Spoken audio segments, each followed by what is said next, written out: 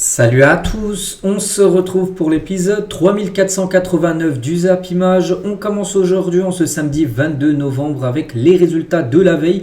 Et on commence tout d'abord en France, en Ligue 1, avec le match qui s'est joué hier. C'était le match d'ouverture de cette 13e journée. C'était le derby de la Méditerranée entre l'OGC Nice et l'Olympique de Marseille. Regardez-moi le résultat, 5-1 pour l'OM, les gars, qui a posé tarif quand même à l'équipe de Nice. Donc les buteurs côté marseillais, Pierre-Emerick Aubameyang a été buteur, Greenwood a marqué le doublé. Weah a également marqué et Pexao contre un but de Mohamed Ali Chaud côté niçois pour sauver l'honneur. Mais surtout, voilà, la victoire impressionnante quand même de l'Olympique de Marseille. Donc c'est la promenade de l'anglais. Voilà, de l'anglais bien sûr, Mason Greenwood du côté de Nice où il y a la promenade des Anglais bien sûr. Une célèbre avenue où tu peux te promener tout simplement. Bon bref, voilà, c'est un jeu de mots bien sûr avec Greenwood qui a été exceptionnel hier. Et on commence tout d'abord avec Roberto De Zerbi, bien sûr, analyse le large succès de l'OM à Nice. Même si on a gagné 5-1, on peut mieux faire dans le jeu. Il dit que Marseille peut faire beaucoup mieux.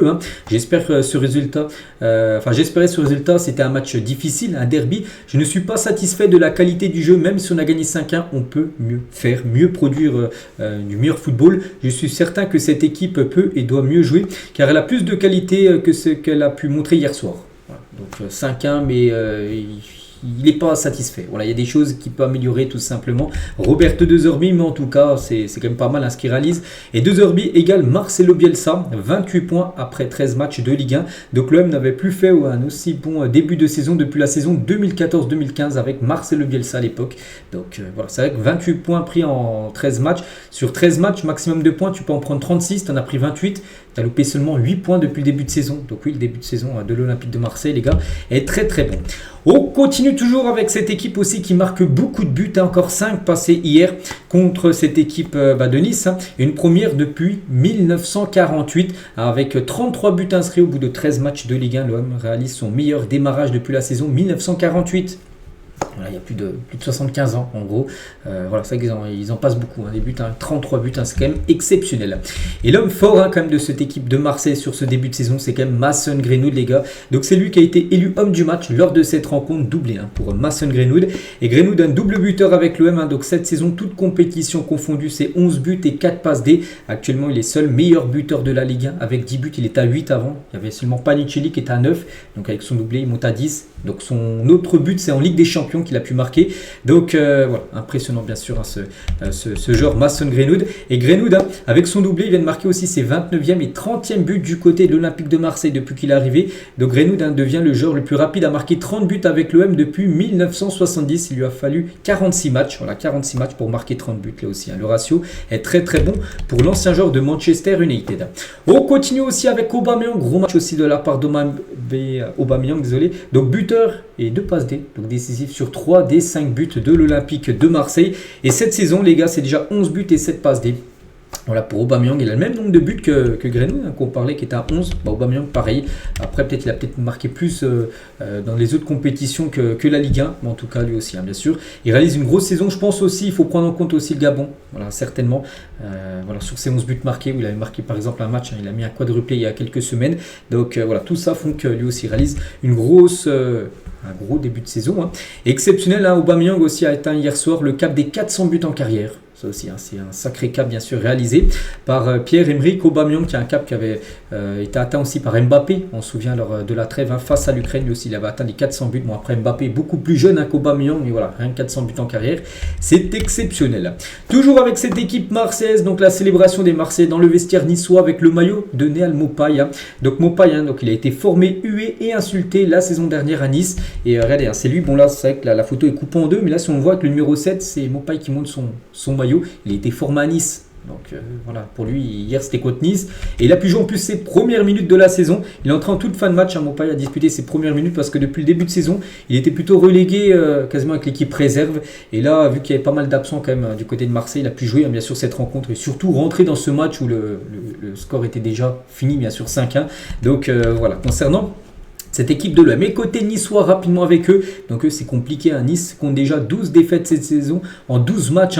Ce n'était plus arrivé depuis la saison 1996, depuis plus de 20 ans. Voilà que Nice n'avait pas autant perdu. C'est vrai que sur 19 matchs cette saison, toutes compétitions confondues, il y a déjà eu 12 défaites. C'est beaucoup bien sûr pour une équipe comme Nice.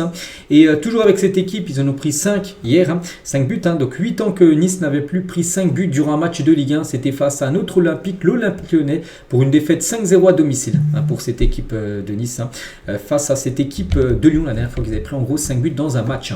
Et Franck Enza, après la défaite 5-1 de son équipe hier, il a dit le niveau global est insuffisant, on se fait punir en donnant beaucoup de ballons à nos adversaires, ils n'ont pas forcément besoin de ça, ils s'en servent et c'est normal, les intentions ne font pas gagner des matchs. Aujourd'hui chaque but est un grain de sable, on a fait tellement de canaux, donc ils sont inouïs les cadeaux ce soir, on ne peut pas faire autant d'erreurs sans être puni. Donc voilà, en gros trop d'erreurs de son équipe, trop fébrile et du coup ça fait tarif bien sûr pour cette équipe niçoise. Et Sofiane Diop aussi après le match hier, je ne vais pas dormir ce soir, cela fait mal à la tête, 5 à la maison contre l'OM, une fessée à la maison pour les 40 ans de la Populaire Sud, donc le groupe de supporters niçois.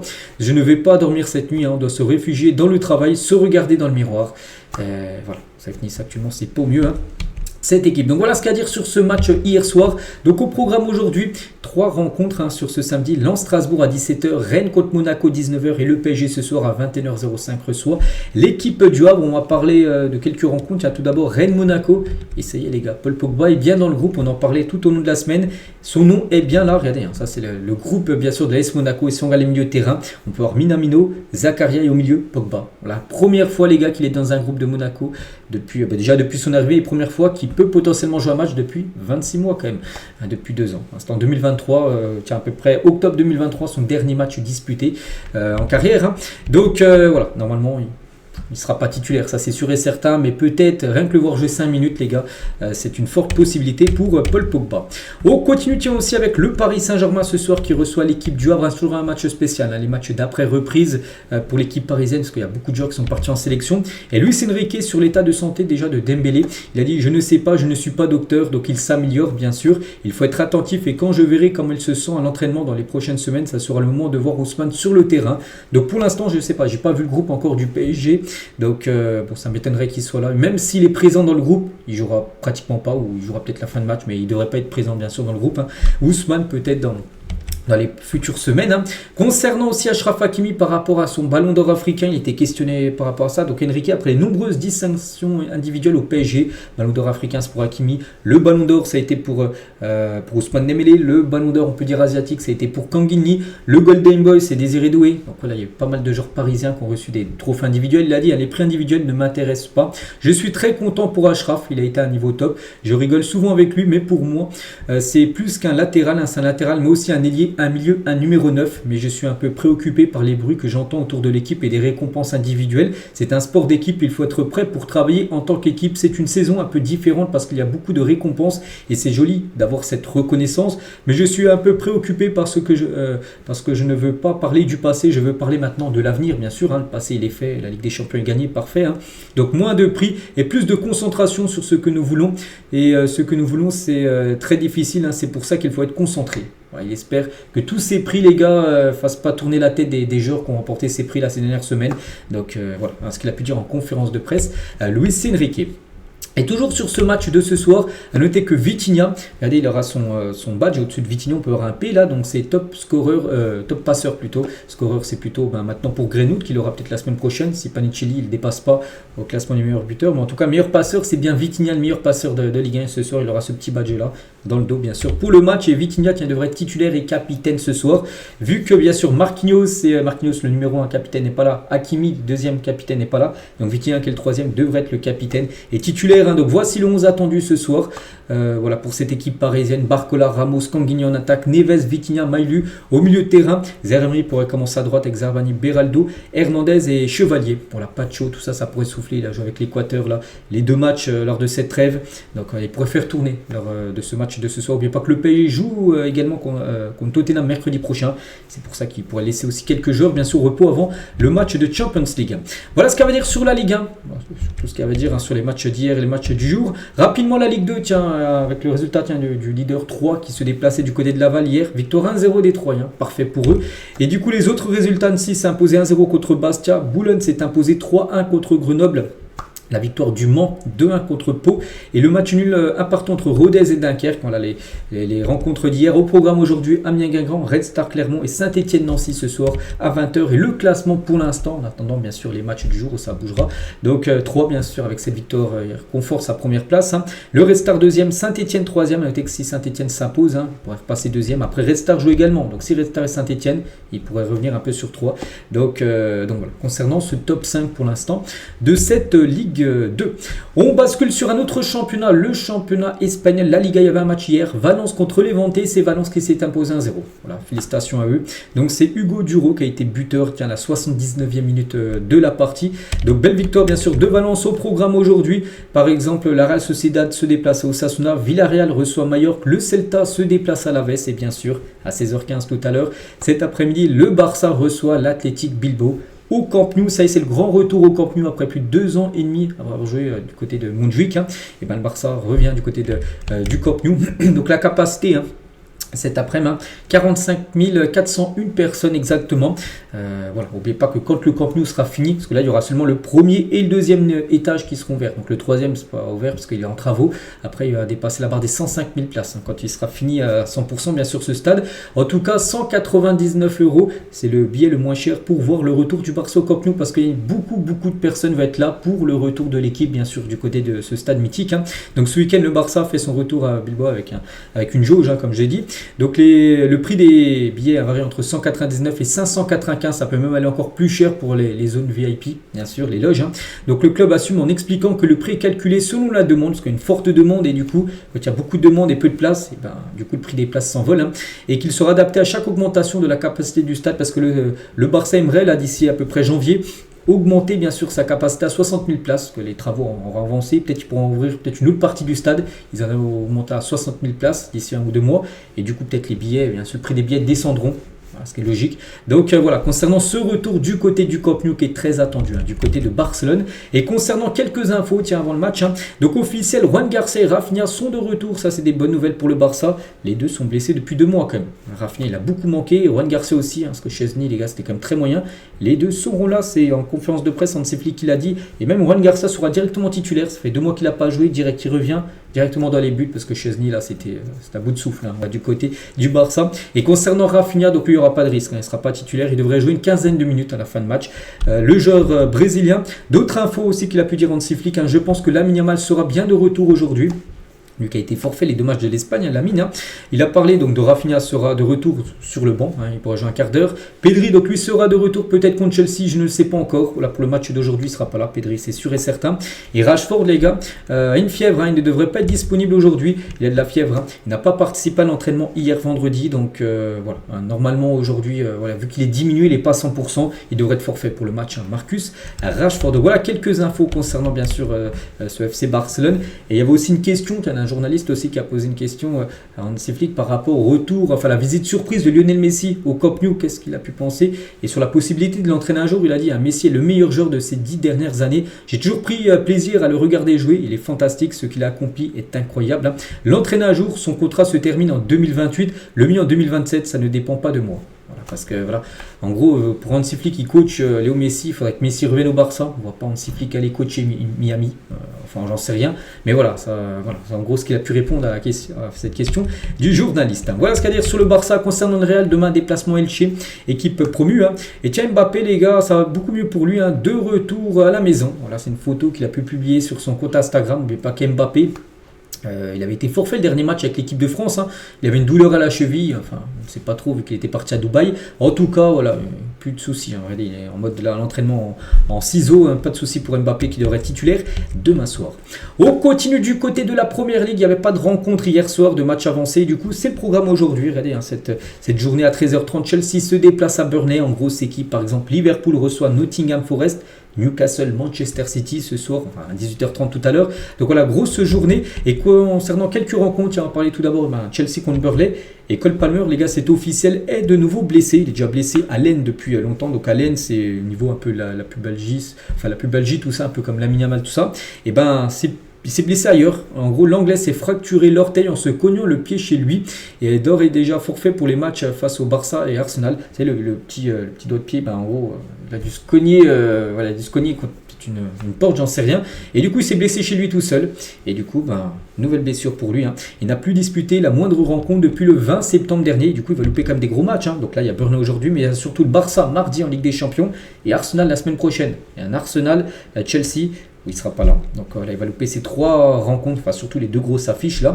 Cole Palmer, on lui souhaite bien sûr un bon rétablissement. Lui aussi, il est blessé, les gars, c'est Florian Wirtz et c'est également officiel. Donc il ne jouera pas aujourd'hui contre Nottingham, Nottingham Forest à 16h. Donc l'international allemand souffre d'une blessure musculaire, tout comme son coéquipier Connor Bradley, qui sera lui forfait 3 semaines, Connor Bradley. Bon, pour Wirtz, il devrait revenir plus vite, mais il ne sera pas disponible pour le match du jour de Liverpool.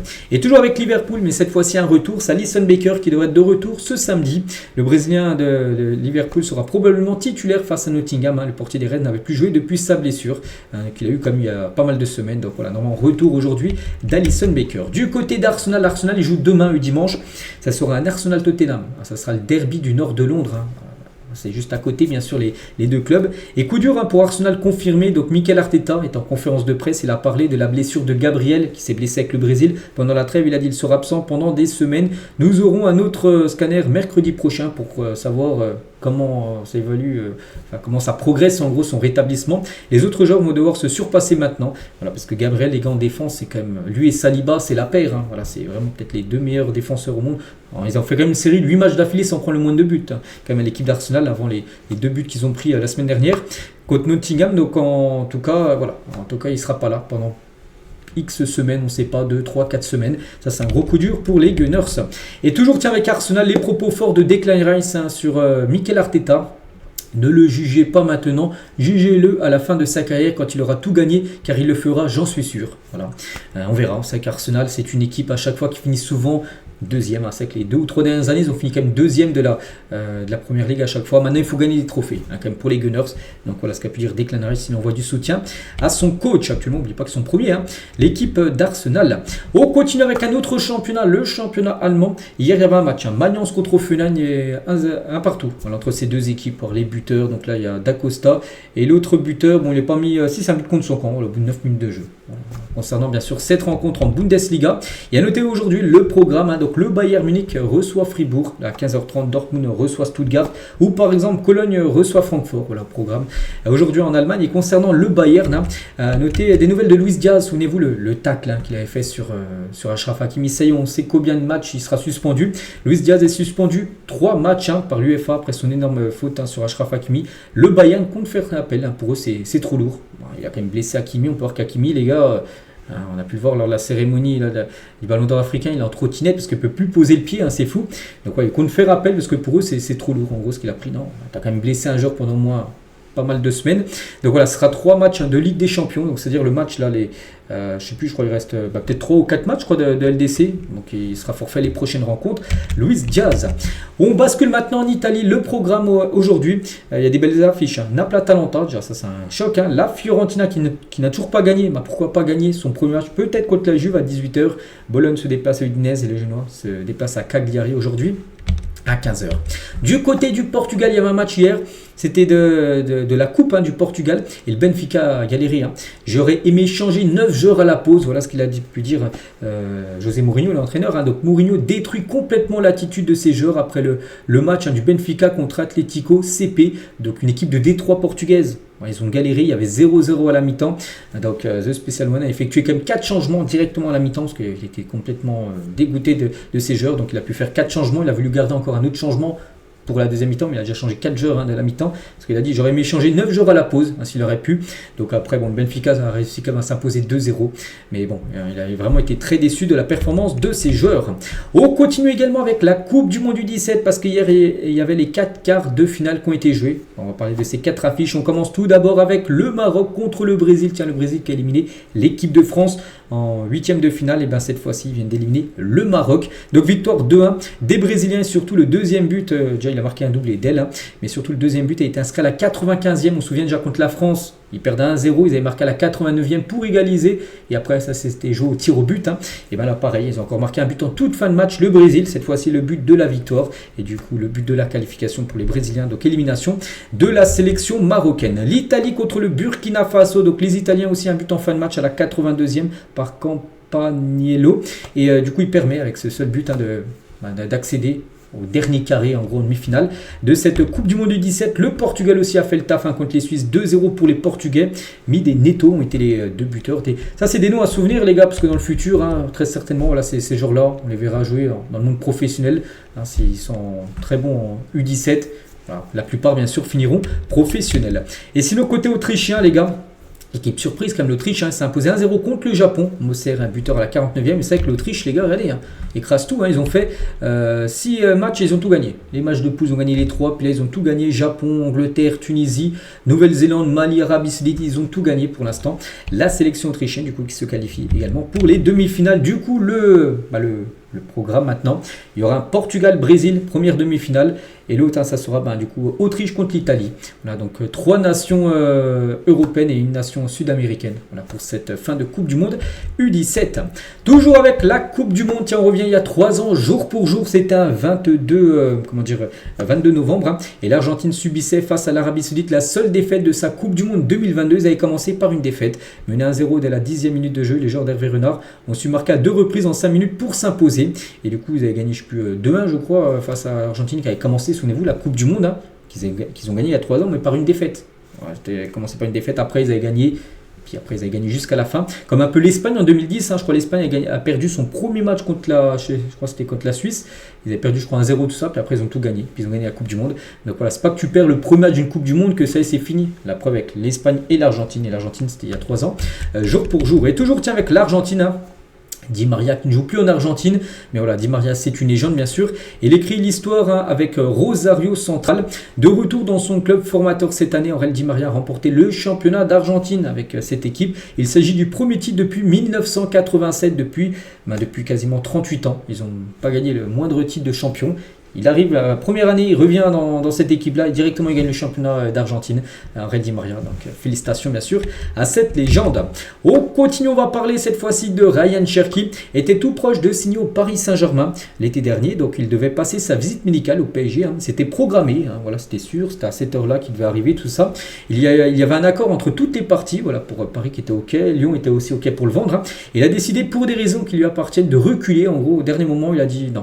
En fait, je préfère aller peut-être voir d'autres pistes, du coup peut-être City.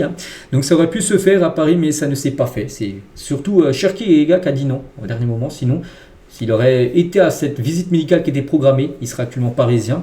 Donc il a changé d'agent entre-temps. Tout va bien pour lui, Ryan Cherki. Tout le monde apprécie son profil. Mais voilà, on peut voir qu'il est à 2 doigts quand même de rejoindre le PSG. Et lui aussi, les gars, aurait voulu aller à Paris. C'est Victor Osimhen, ne voulait que le PSG. L'ancien joueur de Naples rêvait de venir au club parisien. Il y avait une bonne relation avec Luis Campos, le directeur sportif bien sûr de cette équipe. Cependant, Luis Enrique, donc le coach du PSG, a prévenu le dirigeant portugais, donc Luis Campos, en disant que son profil n'était pas adéquat à l'équipe parisienne. La question du montant aussi posait probablement également problème dans l'opération. Donc voilà, lui voulait venir, mais surtout Luis Enrique. Luis Enrique il a son mot à dire dans les recrutements. Luis Campos lui a dit tiens, Osimhen, il y a moins que ça se fasse tout ça. Enrique il a dit non, il ne va pas rentrer dans le moule de l'équipe. Je préfère d'autres joueurs. C'est pour ça en gros qu'il n'est pas arrivé du côté du Paris Saint-Germain. Toujours avec le PSG, on peut parler aussi de Donnarumma. Voilà, par rapport à son départ du PSG. J'ai été déçu par le PSG car je m'étais adapté, mais ces derniers mois ont été complètement différents. Cela m'a déçu, je ne pourrai jamais l'expliquer, mais il faut l'accepter. J'ai été déçu par leur gestion de la situation. C'est regrettable, mais il faut passer maintenant à autre chose. Je remercierai toujours le PSG pour tout ce qu'il m'a apporté. Tout ce que je lui ai apporté, c'était fantastique. Je remercie toujours les supporters. Je retournerai toujours à Paris. Ils ont été comme une seconde maison pour moi. Une partie si fondamentale, bien sûr, de ma vie. Je suis heureux de ce que j'ai accompli et de ce que mes coéquipiers, les supporters m'ont apporté, je leur serai toujours reconnaissant. Voilà ce qu'il a pu dire Donnarumma. Donc moi je reste toujours, même je l'avais dit même avant qu'il parte, pour moi c'est une erreur je pense du PSG d'avoir laissé partir Donnarumma. Donc pour l'instant on a un début de saison, on verra avec Chevalier ce que ça donnera, parce que pour l'instant c'est un peu moyen on va dire, surtout après, parce que là c'est ok, la première partie de saison la plus importante ça reste quand même la fin de saison, la deuxième partie où là vraiment les matchs sont importants, parce que des fois si tu perds t'es éliminé, par exemple en Ligue des Champions. Donc là, il faudra qu'il soit bon, bien sûr, Chevalier, pour faire oublier Donnarumma, qui avait été exceptionnel, bien sûr, sur les 6 derniers mois avant son départ. On continue cette fois-ci avec Achraf Hakimi, son agent, les gars, sur son avenir. Donc Achraf est actuellement pleinement concentré sur sa convalescence, sur son rétablissement et son retour sur le terrain. Il est heureux à Paris, où il a un contrat jusqu'en 2029 avec le PSG. Mais dans le football, tout est possible et le Real Madrid est sa maison, là où il a débuté à l'Académie des Jeunes. Donc on a dit que revenir un jour au Real Madrid, et ben son agent, Achraf Hakimi, dit que tout est possible dans le football. On verra. Bon, pour l'instant, il est du côté du PSG, il se sent très bien à Paris. Mais c'est que, oui, on se dit que pourquoi pas pour lui retourner au Real, où il a été formé au Real Madrid, où il est né à Madrid, dans la ville de Madrid. Donc voilà, concernant Hakimi, on verra ça plus tard.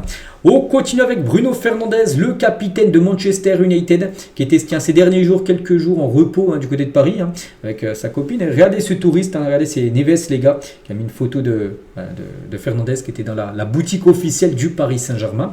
Et en parlant, de João Neves, donc Diego Moreira, un joueur de Strasbourg, et c'est la Strasbourg sur la tête de jeu du portugais, un jeu de tête, où il est très bon, les gars. Il fait 1m74, mais il prend tous les ballons de la tête, c'est exceptionnel. Neves est le meilleur joueur de tête que j'ai croisé. Il peut devenir l'un des meilleurs joueurs de la tête au monde.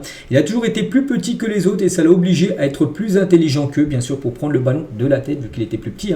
Il a cultivé ce côté, en gros, je suis petit, donc du coup personne ne va se douter que je suis bon de la tête. C'est que souvent dans la surface, on fait souvent attention aux grands, parce que c'est eux qui sont grands, ils peuvent prendre le ballon de la tête. Mais lui, vu qu'il est l'un des plus petits, et personne ne soucie de lui. Ils vont dire, il est petit, il va pas prendre le ballon de la tête. Et si, il y va. Et en plus, il a une magnifique... il arrive bien à sauter en l'air, bien haut. Et du coup, il fait des dégâts, bien sûr. João Neves.